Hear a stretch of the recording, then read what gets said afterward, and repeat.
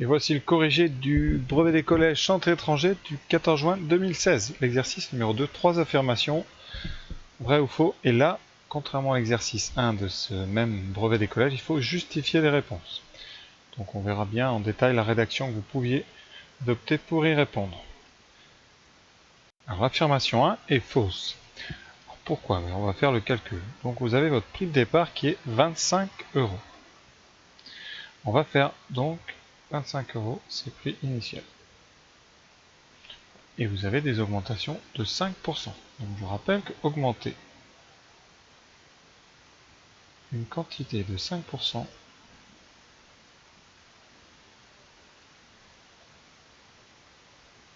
revient à la multiplier. On revient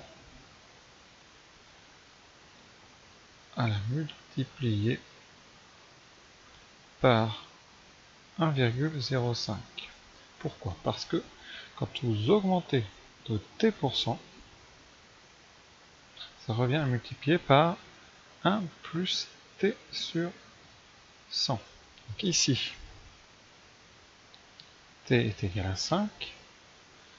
Donc dans la formule 1 plus t sur 100, vous devez multiplier par 1 plus 5 sur 100. Et 1 plus 5 sur 100, ça fait 1 plus 0,05, et donc 1,05. Donc on va multiplier. Donc il y a deux augmentations à faire.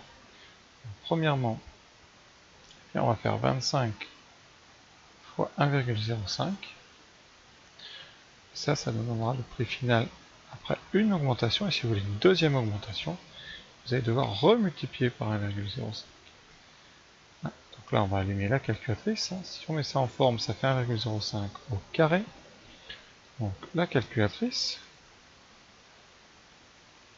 voilà, 25 fois 1,05 au carré, ça nous donne 27,56,25. 27 €. Donc conséquence, le nouveau prix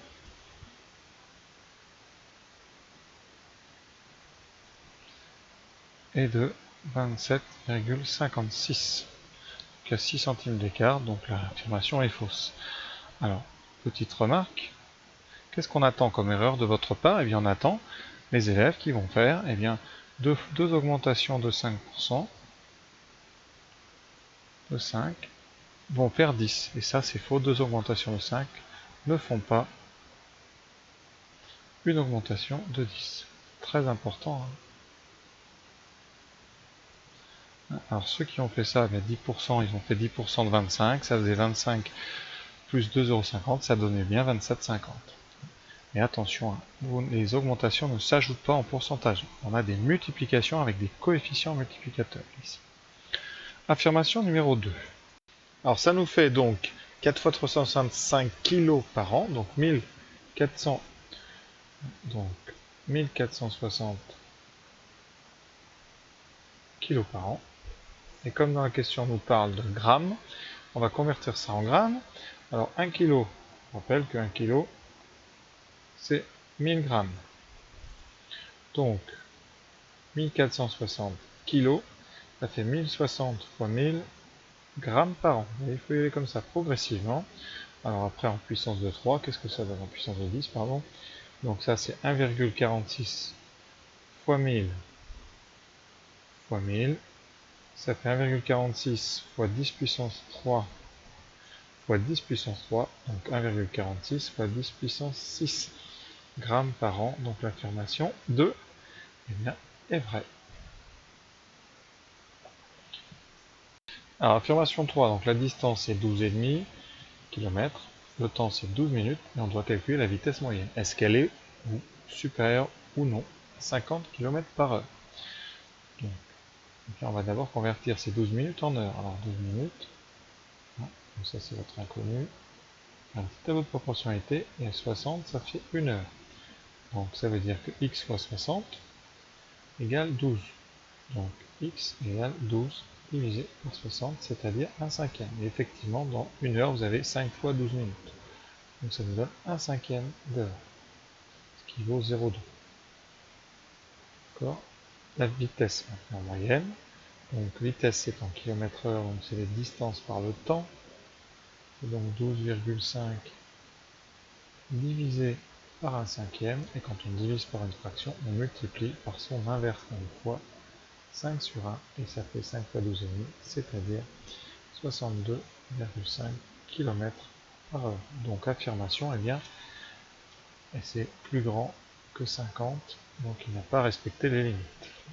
Donc l'affirmation ici est fausse. La deuxième méthode, c'est de raisonner en partant du 50 km/h. C'est-à-dire qu'en 1 heure, quand on parcourt donc 50 km en 60 minutes. Et vous cherchez combien vous allez parcourir en 12 minutes. C'est proportionnel. Vous avez donc la règle de 3. X égale à 50 fois 12 divisé par 60.